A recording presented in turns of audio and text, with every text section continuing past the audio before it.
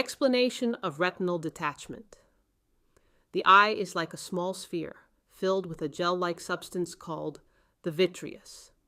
At the back of the eye lies the retina, which captures light and sends signals to the brain. As we age, the vitreous becomes more liquid and can separate from the retina. This is called a posterior vitreous detachment.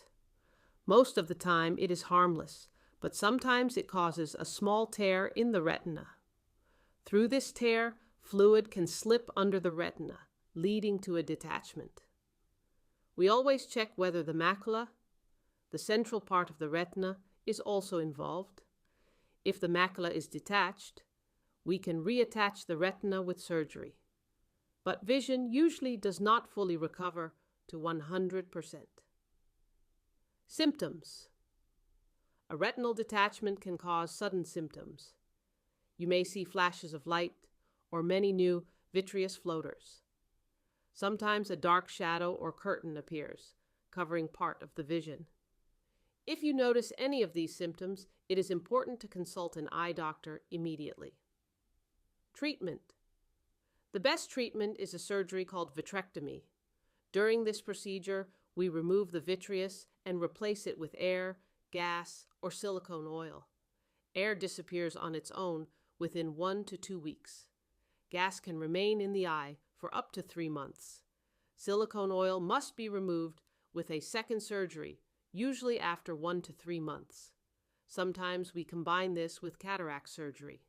In that case, the natural lens is replaced by an artificial lens. The surgery is performed under sterile conditions. The eye is numbed with an injection next to it, which only takes about 10 seconds. This may feel like pressure, but afterwards you lie under a surgical drape for about an hour while we perform the operation. Risks. As with any surgery, there are possible risks. For example, the development of cataract, inflammation of the eye, an increase in eye pressure, a new retinal detachment, bleeding inside the eye, the formation of an epiretinal membrane, macular pucker, a permanently dilated pupil, dry eyes, or fluid in the center of the retina, requiring longer use of eye drops or sometimes injections. In some cases, another surgery may be necessary.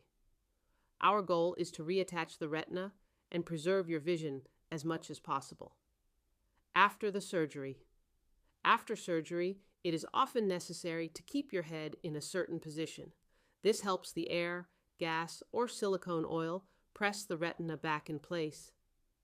Sometimes you need to stay face down position. Other times, it is enough to lie on your side or sit upright. Your doctor will tell you exactly which position is needed and for how long. In conclusion, the earlier a retinal detachment is diagnosed and treated, the greater the chance of preserving vision.